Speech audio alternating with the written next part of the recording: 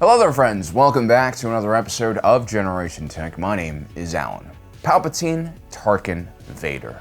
The boys, as I like to call them. They were fascinated with all the coolest aspects of Star Wars, the gigantic Death Star, the Star Destroyer, the latest TIE Fighter program, and who can blame them? I mean, they were power drunk in a very Sithful way, and they were focused on things that went boom. And with a potential Yuzang Vong extragalactic invasion coming, okay, fine, I won't go there. But with all the resources of the galaxy in your hands, wouldn't you do the same thing? I know I would, build gigantic ships. Soon the Imperial-class Star Destroyer wasn't big enough for them, so you had to build a super Star Dreadnought, like the Executor.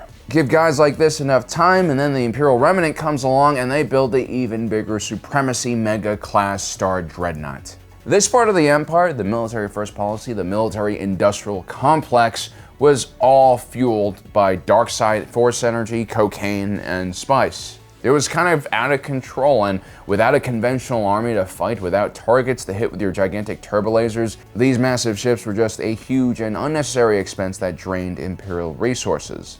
An in-universe Star Wars program, if you will, a program that basically increased poverty, which led to more dissent amongst the civilian populace. Now, for the longest time, fans have been extremely frustrated by the Empire's inability to crack down on what essentially was a very small insurgency movement, despite the Empire having every advantage in the galaxy. Now, there have always been hints of a smarter and therefore scarier side of the Empire, one that wasn't run by a bunch of batshit crazy Sith Lords. There are actually entire departments run by rational actors who use data and science to drive their actions. In the first Star Wars film, we're treated with this awesome scene with the Joint Chiefs of the Empire. This was an advisory board made up of the various leaders of the Imperial military forces and government agencies that dealt with security, and they would basically inform Emperor Palpatine on what was going on in the galaxy. Most of these guys were sycophants or Tarkin loyalists, generally the type of inept individuals you'll see in the inner circles of an authoritarian leader, who over the course of many years has basically purged and quashed any dissent or disagreement amongst his ranks, which leads to essentially one gigantic circle jerk where no real ideas are exchanged, only bad ones. Fortunately, however, there was one individual in this Joint Chiefs meeting that still was pretty much a rational actor, and that was Cassio Tag. Fear will keep the local systems in line. And what of the rebellion? It is possible, however unlikely, that they might find a weakness. Cassio Tag was actually the chief of the Imperial Army, which wasn't the most glorious position. I mean, ground forces are less important in an empire where 99.99999% of your territory is cold vacuum. But he took his job very seriously, and he had a very data-driven and technocratic style to how he ran the Imperial Army. And when all of the other Joint Chiefs died because of their hubris on that gigantic battle station, Cassio Tag would be pushed to the forefront in the search for the rebellion. He would be appointed to the rank of Grand General and Commander of the Imperial Armed Forces. He would use algorithms to analyze data from hyperspace lanes and rebel activity to figure out what exactly was going on. Just like the two watch brands he was named after, Cassio Tag was devoid of emotion and mechanical in how he approached pursuing the rebels. Cassio Tag was the first of his kind in Star Wars, but he was not the last. We would have other individuals like Grand Admiral Thrawn appear on the scene who, in his own brilliant way, fought with his mind as much as he did with brute force. A pity you do not study art, Agent Callus. There is much it can show you, if you know where to look. And now Andor brings us Deedra Meero, a stunning example of just how cold, deadly, and precise the Empire could be if it were led by competent people and not cartoonishly evil psychopaths. Relax, Tarkin. Put a shirt on. Now, Deedra Meero, interestingly enough, shares some personality traits with Cyril Karn and Cassian Andor. I don't know what Cyril Karn will immediately do, but there's got to be a reason why Cyril Karn is eating so much cereal so seriously. It will pay off. But anyway, all three of these individuals are always uncomfortable, slightly paranoid, seem to have relatively high IQ, and they also really don't fit in the organizations that they're working in. This is what makes these individuals stand out, because clearly this world, this galaxy, this regime they live under is completely screwed up, and they alone are refusing to buy into the bullshit. I mean, even if they aren't working for the right side, that is admirable. Well, most people in this story, from Chief Inspector Hind to Supervisor Blevin to even individuals like Vel Sartha, fit very well into the system that they belong to, Corpo Imperial Rebel, People like Deedra, Cassian, and Cyril will always be outsiders, not only because they're intelligent, but because of how they view the world. And these characters are different not because they're contrarians, but it's just how they analyze things. What you'll notice when you get older is generally societies are always built for the majority. That means it works to a certain extent for most people, but some individuals like these people we're talking about, they just don't fit in well. And not fitting in well makes them have to really adapt to the situation, making them much more efficient at doing things. I mean, I'm going to go into a deeper dive about these three individuals, I think, in a separate video. And, before we get completely sidetracked, by something like me, I don't know, shipping Deedra and Cyril together and then using an AI to generate their baby. Oh, too late. I already did it. I'm sorry. Okay, so these qualities that Deedra Meero have, the paranoia, the contrarian thinking, and the high level of intelligence are exactly the kind of qualities that counterintelligence agencies are looking for. What some employers might see as heightened sensitivity and anxiety, well, a spook might see as good attributes you would want in a field agent, attention to small details. What do we do in this building? Why are we here? We're here to further security objectives by collecting intelligence, providing useful analysis, and conducting effective covert action, sir. Very good, Deidre. That is wrong. I love how shocked Deidre looks here. She looks like a teacher's pet getting the professor's question wrong.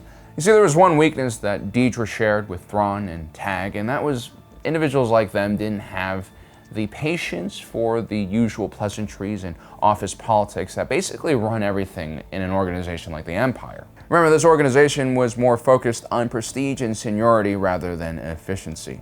When Deidra begins to see a pattern in the theft of several pieces of Imperial technology, she actually has to access a report from another supervisor known as Blevin. But Major Partagaz stonewalls her, essentially. The stolen item has great value, sir, particularly to the rebels. Tracing its theft might expose activity in my sector. Is it worth creating this much intra-office friction in the pursuit of what seems like a straight-up case of a robbery gone awry? Meero is a bit awkward in her mannerisms. She clearly wasn't one of the popular kids when she was in academy, and so she continues to struggle in her meeting with Major Partagaz and Supervisor Blevin. Gut instinct. You came to us from enforcement. Yes, sir. Here, we act on vetted and verified information. Look at how crestfallen she looks. Deidra is no good at hiding her emotions. She's not used to this type of verbal sparring that's very common within the ISB headquarters. And I think this might be because of her background. She comes from enforcement, as Partagaz says, which means either the ISB's own enforcement branch or from law enforcement, either at the federal or local level. This most likely means that she had to fight her way up the ranks, and she got her position because of merit, instead of being highly placed in the Imperial Academy system because of some kind of family connection she might have. The fact that she talks about gut instincts and is willing to circumvent the rules just like Cyril Karn makes her very different from the other obedient individuals in the ISB. I mean, it's actually hilarious how out of touch Blevin sounds when he begins to complain about Deidra Meero's actions here. Imagine if everyone in this room played as loose with the rules as you. An excellent suggestion, Blevin.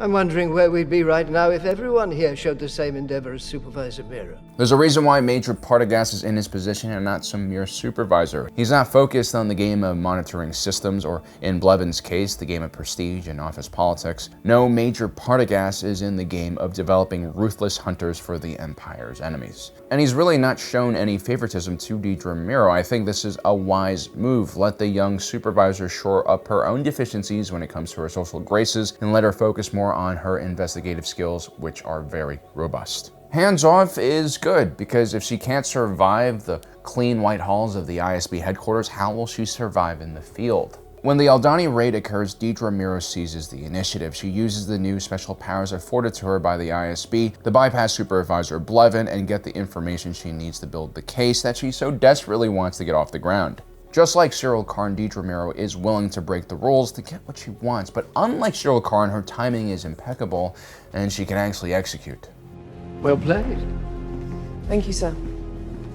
Watch your back.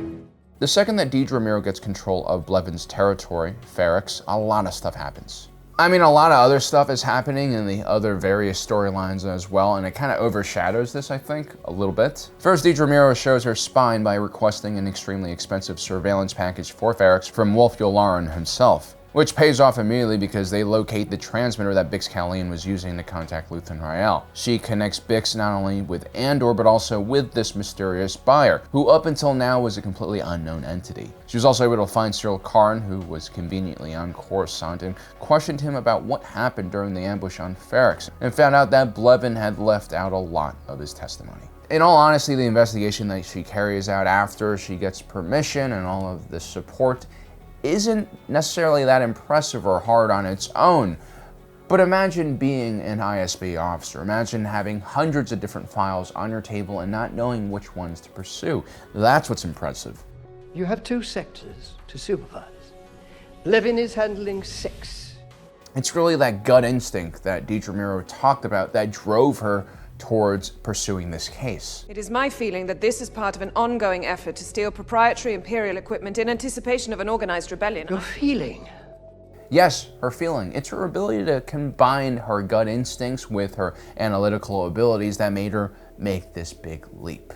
And when Deidre Meero takes over the position, she's not a cruel tyrant. She doesn't go around choking out individuals that piss her off. You should go. I didn't realize how late it was. This also means that her underlings respect her, not out of fear, but because of her capabilities and her kindness towards them. There's actually a good workplace environment here, which is a rarity in the Empire, and oftentimes this can be the difference between victory and defeat. I'm staying if you are. We're onto something. Kessel, Fondor, targeting consoles from Jakku, proton warheads from Base K, and Steerguard Star Path. You see, when she doubts herself, her teammates are there to pick her up. I mean, these are really simple things. Teamwork, actions driven by reason and data, mixed with a bit of detective abilities. The Empire has always been an extremely formidable weapon, but it's always been a weapon wielded by crazies like Tarkin, or brutes like Vader, or just incompetent buffoons like Kendall Ozzel. To think that someone as cunning, rational, and balanced as Deidre Meero could have access to just a fraction of those resources would make me very nervous if I were a rebel in this galaxy. So yeah, one Deidre Meero is going to be a whole lot more effective at hunting down the rebels than an entire sector fleet of the finest Star Destroyers. And this is a great move because the rebels already refused to fight on the same terms as the Empire, so now it's time for the Empire to play by the rebels' rules. I imagine things are going to get a lot harder from here on out for Luthen Rael, for Mon Mothma, and for Cassian Andor. Well guys, let me know in the comment section below what you think about my analysis of this character. Don't forget to subscribe and hit that notification button down below so you don't miss out on the rest of our awesome content. And as usual, my name is Alan, reminding you that my allegiance is to the Republic, to democracy.